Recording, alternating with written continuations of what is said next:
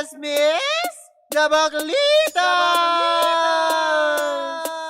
With Tita Cora and Kapitana Sisa.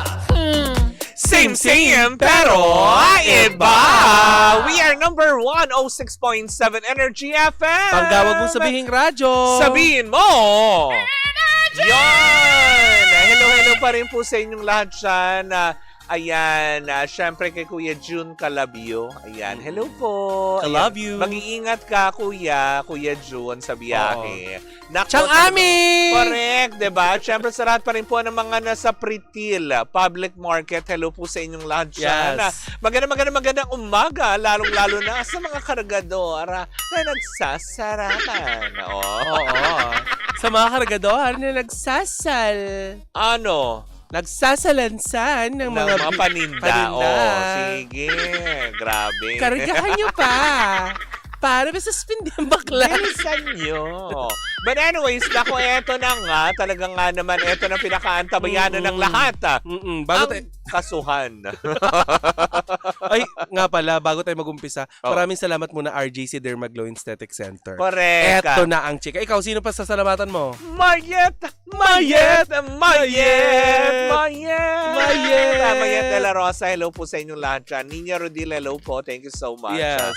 Diba? Oo. Ano na, Eto na. Inilabas na ng Quezon City Regional Trial Court Branch Teka, sandali. 93. Yung mga taga Gordos Crispy Pata, hello po sa inyo. Dahil dyan daw sa may Pedro Hill banda, meron daw nakikinig sa atin dyan. Hello po. Hello. Thank you so much. Ulitin natin. Oh. Inilabas na ng Quezon City Regional Trial Court alin? Branch 93 ang arrest warrant. Ayan, kahapon to Akala laban. ko si Mayor Joy ang inilabas din. Hindi. Laban sa veteran host na si Christopher Min, pati na rin sa kasamahan niya sa kanyang online show na sina Romel Chica at Wendell Alvarez. Ang naturang warrant game show. Plaka. Hoy. Inilabas eh. Oo. Tapusin mo muna yung Ang detalye. naturang warrant ay may Mamaya- kaugnayan sa isinampang libel case ng kapuso actress na si Bea Alonso noong nakaraang taon. Oo, ayan. Oo. Ayan, React. Yan. Ayon sa korte ay maaaring magpiyansa si Christy, Wendell at Romel sa halagang 48,000 bawat isa para sa kanilang pansamantalang kalayaan. So, ibig sabihin talaga na push through yung kaso. Matatandaan noong May 2024 ay nagsampa ng kasong libel case ang aktres na si Bea Alonso sa mga nasabing diba madami din individual. Madami siyang kinasuhan noon. Actually, Mare, naiulat kasi nila Nanay Christy at ang mga kasamahan niya, ang mainit na issue noon tungkol sa hindi pagbabayad. Ito yung tungkol pa rin sa break-up, diba? At saka yun, yung break-up. Oo, nila Dominic, diba last year? Correct. Isang taon na pala. Tsaka yung hindi niya pag-file ng tax. At saka yung issue niya dun sa dating yung driver. Yung mga ganon. Ayan Yon. Dami kasi kinakausap. Dami mo kasi chinichika, B. Diba? No. Ayaw natin magsayaw ng Pearly Shell from the ocean. hindi tayo magsasayaw ng ganon. Mare, makikibasa lang tayo. Uy, pero teka talaga. As in talagang lumabas na yung warrant. Yes. Pero Pero Mare, sandali, kasi may nagtatanong dyan, sabi niya may mugshot. Wala pa pong mugshot yung kung warrant pa lang ang OAU. Tsaka isa pa, warrant yun para lang umattend sila sa hearing, hindi para ikulong na sila. talaga ba? Oo. Correct us if we're wrong. Hindi, kasi usually correct me if I'm wrong, diba? Lalo dun sa mga nanonood sa atin at sa mga usaping legal. Dahil syempre marami naman tayong, alam mo yun, na kaibigan talaga abogado, piskal, meron pang alam mo yun, judge talaga dyan sa Quezon City, diba? Lalo kay Piskal Almonte, hello po sa inyong lahat sa atin. Yes. Yan diba? Yung mga, kasi kaya lang naglalabas ng warrant kasi pag may mga moments na ang isang complainant or kino-complain ay hindi nakaka-attend. Kasi magpapatawag Ipapatawag siya. Oo, nagpapatawag Parang sa barangay summon. Yes, may summon yan na ganito, may hearing sa ganitong araw. I think yata pag 3 beses kang hindi nakapunta, that's the time magpapawarrant na yung mismong judge para ikaw ay maka-attend sa hearing na yun. So, ibig sabihin, Mare, kapag hindi ka umaattend, guilty ka. Hindi naman sa guilty. It's either kasi maraming bagay yun eh. Baka kasi alam mo yun, doon sa address na pinadadalhan Mali. yung mismong subpoena is mali na yung address, 'di ba? So binabalik syempre na binabalik. It's all coming back, sabi ni Celine kumaga, Dion. pero yun na nga, as in talagang sa aspeto naman ng pagwawarrant naman kasi, hindi yan lalabas not until such time na may mga kumaga series of hearings na kumaga deadma ka o Pero kaya Mare, hindi ka nagko-comply sa mga requirements or baka nagkita na sila may pinako-comply, ang tagal nyong isumite yung mga dapat nyong isubmit na mga dokumento. Yun, that's the only time na nagwawarrant. 48,000 daw per head ang magiging piyansa. Oo, at least bailable. Oo. Pero Mare, ang nakakaloka nito, 'di ba wala nga lumabas na mugshot? 'Di ba usually wala pa, hindi. Nakikita ng lahat yan. Nagkalat sa social media yan, 'di ba? Hindi ang mugshot kasi, 'di ba, para sa kaalaman ng lahat, ginagawa yan pag ikaw ay nadakip. Convicted na. Oo, nadakip ng mga pulis at ikaw ay prime suspect. So, hindi kaya siya nadakip? Hindi pa naman kasi pwede pa sila mag-bail eh. Hindi pa Kumbaga siya arestado. Kumaga parang that's the time. Or nakapag-bail kaya siya kaya hindi siya minagshot? Hindi pa naman talaga. Kasi ano pa ito, didinggin pa ulit Oo. Hindi pa naman pinal yung mga ano. Pero tapos yung mediation, siguro, kasi kumaga para maglabas ng warrant of arrest, ibig sabihin, naiakyat na sa higher court. Correct. Diba? Tapos na sila sa piskal. Diba? Sa piskal kasi nandun ang mediation eh. Doon muna lahat, ano ba? Hindi ba kayo magkakasundo? Hindi ba itutuloy ba ito? Pag talagang matigas yung mismo nagsasampa, hindi. Diba? Parang Ang tanong ng mga netizen ngayon, Mare, since may warrant of arrest na si Nanay Christie, natatandaan mo, ilang linggo pa lang ang nakalilipas mula nung naibalita natin dito na pinatawad na nga ni megastar Sharon Cuneta si Nanay Christie. At tapos na, wala na yung kaso. Yun sa kanila, katulad yung sa kaso nila megastar tsaka ni Senator Kiko, hindi umabot sa pagpa-file ng kaso yun. Kasi nandun sila sa mediation eh. Yes. Kumaga nasa piskalya pa lamang yun na andun pa lang na inaayos yung problema. Kasi yun talaga yung parang trabaho nga ba. Correct me if I'm wrong. Hindi po ako maalam sa batas. Correct me if I'm wrong kasi yung pinakaano ng piskal, siya yung nagmi-mediate muna bago iakyat talaga sa totoong magja-judge na ng kaso. Pero kasi nga, ngayon, Mare, ang pinag-uusapan ng mga netizen, sabi dito, arrested na po kaya kailangan na nila mag-bail, sabi. Ewan natin. Ngayon, eto na, chika, Mare. Kung sakasakali man, na pero sa bagay, ganon, kasi ganyan din nangyari kay Peachy eh. Di ba? Diba? Nung inaresto siya, pero hindi siya minagshatan, diba? Hindi. Inaresto lang siya kasi may warrant, diba? Yes. Pero nakapag-bail sila so, ibig sabihin, doon, sumama na sila sa... Oo. Saan kaya sila nakakulong? Hindi yan nakakulong, Mare, kasi kung may bail eh. Kung nakapag-bail kaya, Oo. wala namang nilalabas. Hanggang ngayon, wala pa naman nilalabas. Malalaman natin yun, mamaya, pa nagprograma sila. O, diba? Kung wala, diba? Kung wala, hindi sila nakalabas. Oo. Kung nagprograma, nakapag-bail. Pero imposibleng walang pang-bail si Nanay Christie, di ba? Hindi, marami yung tutulong Oo. naman. Lalo Pero si Mare, Megastar Batinas sila. Di ba alam mo doon kay Megastar? Oo. Nalampasan niya ito yung kay Megastar. Oo. Kasi nakipag-ugnayan si Kuya Oji. Correct. Di ba hiningi ang balato? na. Oo, sinabi ko ni Kuya Oji na hiningi ko yun bilang balato kay Senator Kiko para maayos na ang lahat. Paano ngayon hihingiin ni Kuya Oji? Sino kayang hingi ng balato para sa kanila? Oo, kasi si lahat Kuya Oji sila, din diba? may case something, din kay oo. Bea.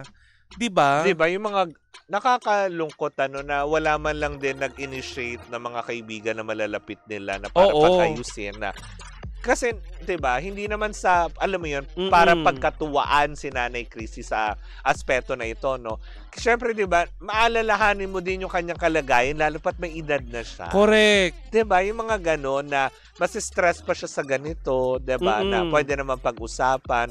Pero kasi 'di ba lately, kung mapapanood niyo po lahat, even sa programa nila, hindi na siya gano'n katinding bumanat. Yes. 'Di ba? Medyo, alam mo 'yun, bumabalanse na bukas ang aming programa kung gusto nyo makipag-ugnayan at i-correct. Laging may ganun na, hindi kagaya dati, bakbak sila ng bakbak, diba? Alam mo, Mare, hindi na ito bago kay Nanay Christy Aminin naman natin kapag kolumnista ka, kakambal ng trabaho mo bilang isang kolumnista. Ang laging may demanda. May demanda. Laging may ganitong Isa sa mga nagmarkang kasuhan nila ay yung kaso ni, yung libel case laban kina Annabel Rama at Eddie Gutierrez noong 1995 to 2008. Ganun katagal Correct. Yung diba? labanan. Hindi lang yun, Mare. Yung libel suit ni Hero Angeles noong 2005 at yung riff sa pagitan nila ni Nadia Montenegro noong at ng ABS-CBN noong 2008. Diba? Lahat naman yun nalalampasan ni Nanay. Meron pa. Di pa natapos dyan. Sharon Cuneta at Kiko Pangilinan. Yung natapos recently, okay na yun eh. At yung recent nga, eto Mare ang nakita ko, yung kay Bea Alonso. Hindi lang yun, meron din pala kay Dominic Roque.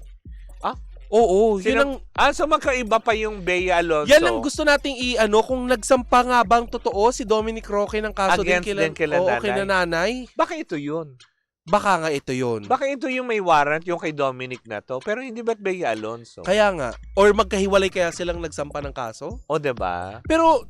Knowing Dominic Roque, parang hindi naman na to magsasampa ng kaso. Parang wala naman parang gusto lang naman siguro din ni Dominic is parang matahimik na lang siguro. Kasi wala naman ang issue. Happily naman na siya with Sura Ramirez, diba?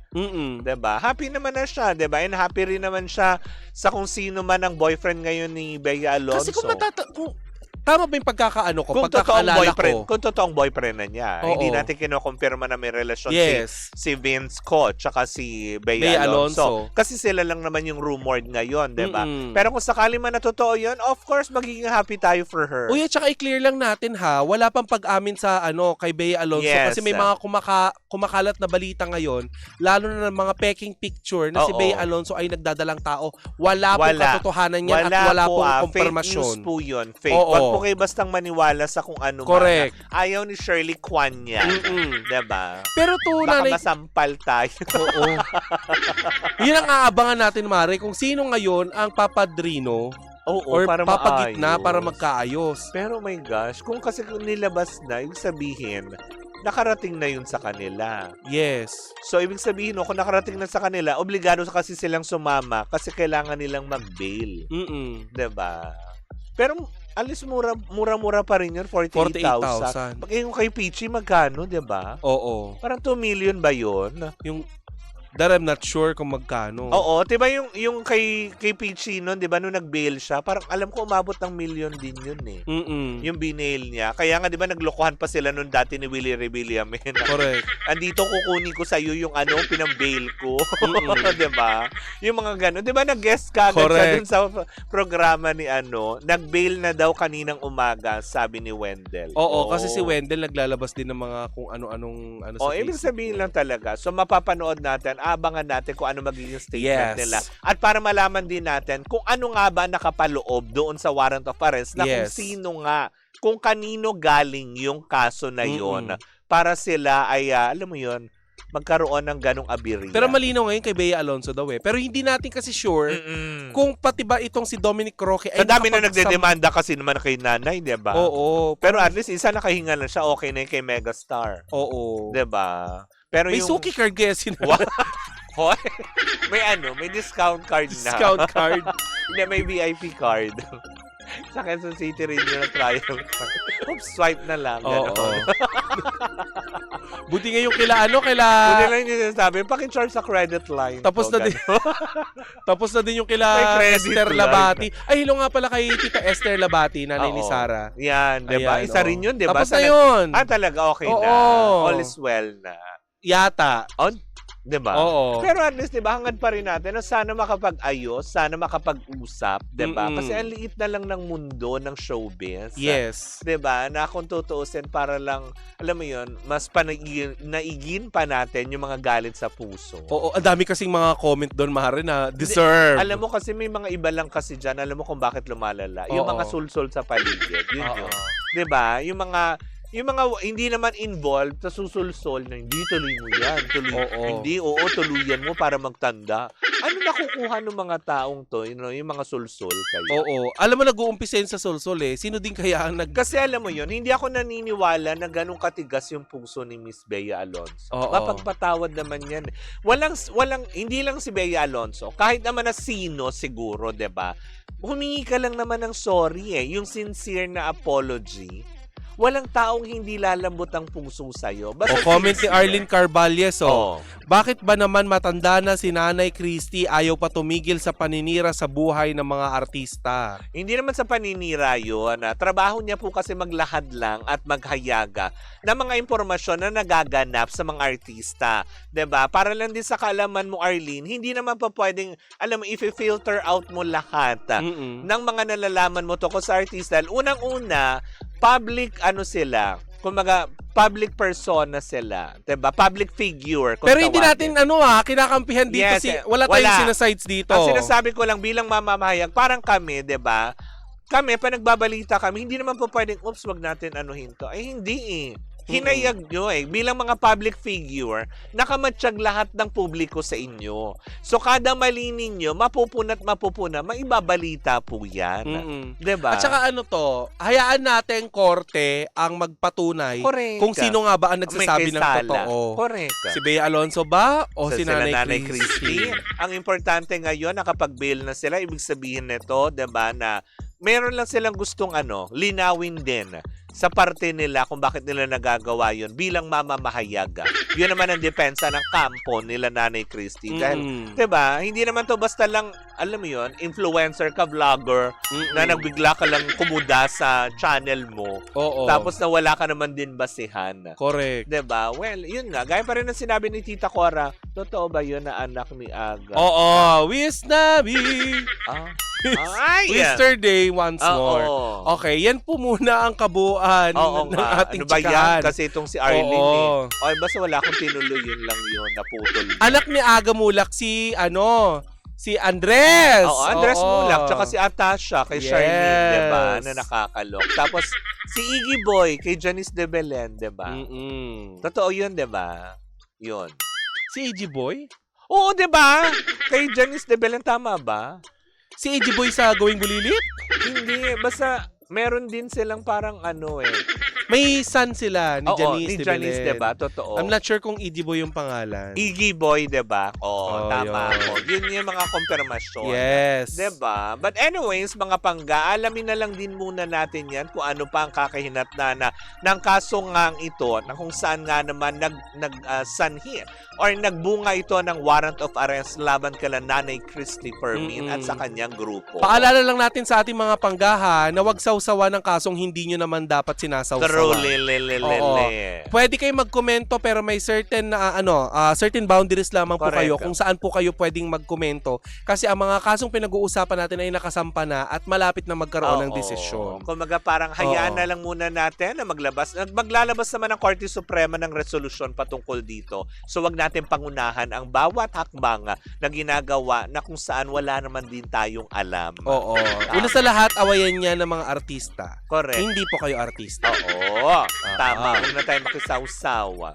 Diba? Sabi niya, kaya mahirap din yung nasa larangan ng pagbabalita. Kaya dapat mag-ingat talaga sa mga chismis. Makikibasa at makikinood na lang. Tama yung sinabi ni senyora. Yes, makikibasa at makikinood lang. Makikichismis na lang, gano'n. Huwag na tayo magkomento. Kasi mahirap yun, may mga tao talagang ganyan na nakikibalita lang, yung balita tungkol na sa kanila. Ibabalita pa rin nila, tapos dadagdagan pa nila. Sinasama nila yung sarili nila sa kwento. Bakit? Diba? Lalo na kapag away yan ng mga magaganda, wag kayong sumali, lalo na kung di kayo maganda. Diba? May ipit lang kayo sa gitna, ma-outcast kayo. Diba? Anyways, nako, ayan, abangan natin yan sa mga susunod pang mga araw. Well, in the meantime, mga pangga, maraming salamat. sa inyong pag-antabay. Ano kaya ang say ni Meme? O ayan, Oo. i-insert na naman kayo ng mga taong walang Diba, kinalaman. Bianca? Parang tipong wala Yan naman nyo din na. Tapos bigla magkokomento yung iba. Naku, malamang tuwang-tuwa sila. Oo. Hindi, wala namang komento diba? Oo. Wala na yun. Sa baklitas lang ako nakikichismis. Ay, maraming salamat, Alam mo, wala Alet. namang problema kahit makichismis kayo sa iba. Ang importante, hindi kayo naninira ng tao. Truthfully. Yan ang word of the day natin. Huwag Huwag manira manira. ng ibang tao. Truly. Okay. Anyways, mga panggamuli po, ako po si Kapitana Sisa. At ako naman po si Tita Cora. And we are still same pero iba. Tuloy-tuloy pa rin po ang ating tugtugan. Syempre, dito po lamang yan sa number 106.7 Energy FM. Pagka wag mong sabihin radyo. Sabihin mo!